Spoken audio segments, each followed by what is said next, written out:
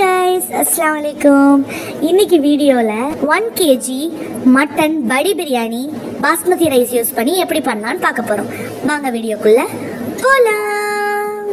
1 kg பிரியாணிக்கு நான் 750 grams of mutton எடுத்திருக்கேன். இப்போ இந்த மட்டனை நம்ம வேக வைக்கணும்.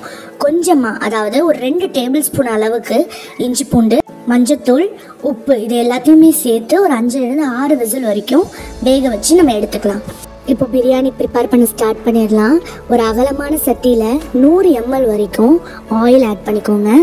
ஆயில் சூடானதும் நம்ம தாளிப்புக்கு பேலீஃப், பட்டை, கிராம்பு, ஏலக்காய் இது எல்லாத்தையுமே ஆட் பண்ணிடலாம். எல்லாம் பொரிஞ்சதுக்கப்புறம் 400-500 grams ஆஃப் ஆனியன்ஸ் நம்ம ஆட் பண்ணிக்கலாம். பெரிய பெரிய ஆனியனாக இருந்தால் 5-6 ஆனியன் தேவைப்படும். சின்ன சின்ன ஆனியனாக இருந்தால் 7-8 ஆனியன் தாராளமாக ஆட் பண்ணிக்கோங்க. ஆனியன் வதங்கும் போதே உங்களோட ஸ்பைஸ் லெவலுக்கு அக்கார்டிங் 3-4 க்ரீன் சில்லி ஆட் பண்ணிக்கோங்க. கூடவே 4 tablespoon Kashmiri chilli powder add பண்ணிக்கோங்க. நான் இன்றைக்கி normal chilli powder, Kashmiri chilli powder கலந்து ஆட் பண்ணியிருக்கேன். உங்களோட டேஸ்ட்டுக்கு அக்கார்டிங் ஆட் பண்ணி நல்லா வதக்கிக்கோங்க. ஒரு கைப்பிடி நிறைய மல்லிக்கீரை, புதினா கீரை ஆட் பண்ணி நல்லா ஒரு அரோமா வர வரைக்கும் வதக்கிக்கோங்க. வெங்காயத்தை நல்லா வதக்கிறப்போ நமக்கு பிரியாணி ரொம்ப நேரம் கெட்டு போகாமல் இருக்கும். 150 gram ginger garlic paste add பண்ணிக்கோங்க. இதோட பச்சை வாசனை போகிற வரைக்கும் நல்லா வதக்கிக்கோங்க. 2 டேபிள் ஸ்பூன் அளவுக்கு கல் உப்பு நான் ஆட் பண்ணிக்கிறேன். பச்சை வாசனைலாம் போனதுக்கப்புறம் 1/2 கப் அளவுக்கு கெட்டியான கர்ட் ஆட் பண்ணிக்கோங்க. கலந்து விட்டு கொஞ்ச நேரம் கொதிக்க விடுங்க. எண்ணெய்லாம் தனியாக பிரிஞ்சு வர ஸ்டார்ட் ஆனதும் நம்ம கட் பண்ணி வச்ச தக்காளி ஆட் பண்ணிக்கலாம்.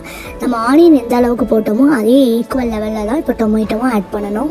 1 kg பிரியாணிக்கு 400 grams of onion and tomato நமக்கு தேவைப்படும். டொமேட்டோ நல்லா மேஷ் ஆனதும் நம்ம இதில் வாட்டர் ஆட் பண்ணிக்கலாம். நான் கறி வேக வச்ச தண்ணியை ஆட் பண்ணிக்கிறேன்.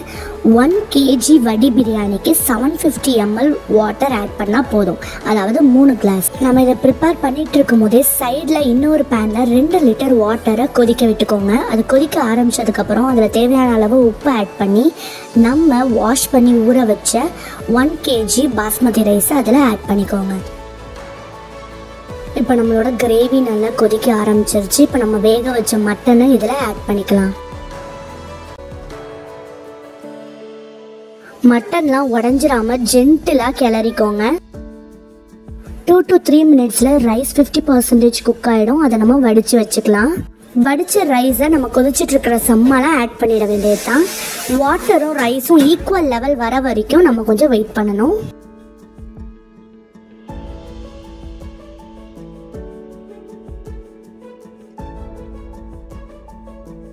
இந்த மாதிரி ஈக்குவல் லெவல் வந்ததுக்கப்புறம் நம்ம இதை மூடி போட்டு தம் போட வேண்டியது தான். 15 to 20 மினிட்ஸ் இதை நம்ம மூடி போட்டு அடுப்பை சிம்மில் வச்சு வேக விடணும். 20 மினிட்ஸ் கழித்து ஓப்பன் பண்ணி ரைஸ் எல்லாம் கொஞ்சமாக ஜென்டிலாக உடஞ்சிராமல் பெரட்டி போட்டுட்டா நமக்கு சூப்பரான மட்டன் பிரியாணி ரெடி ஆயிடுச்சு. பிரியாணி செய்கிறது ரொம்பவே ஈஸி தான். நம்ம பார்க்க வேண்டிய ஒரு சில விஷயம் என்னென்னா, நம்ம எந்த ரைஸ் யூஸ் பண்ணுறோம், அந்த ரைஸுக்கு எந்த அளவுக்கு வாட்டர் குவான்டிட்டி நம்ம வைக்கணும், நம்ம எடுத்துருக்கிற குவான்டிட்டி ஆஃப் ரைஸுக்கு எவ்வளோ நம்ம ஆனியன் அண்ட் டொமேட்டோ கட் பண்ணணும், இதெல்லாம் நம்ம கவனிச்சுக்கிட்டோம்னா நம்ம ஈஸியாக பிரியாணி ரொம்பவே டேஸ்ட்டாக சொதப்பாமல் பண்ணிடலாம். இதே மாதிரி நிறைய பிரியாணி ரெசிபி நான் என்னோட சேனலில் அப்லோட் பண்ணியிருக்கேன். உங்களுக்கு வேணும்னா நீங்கள் செக் அவுட் பண்ணி பாருங்கள்.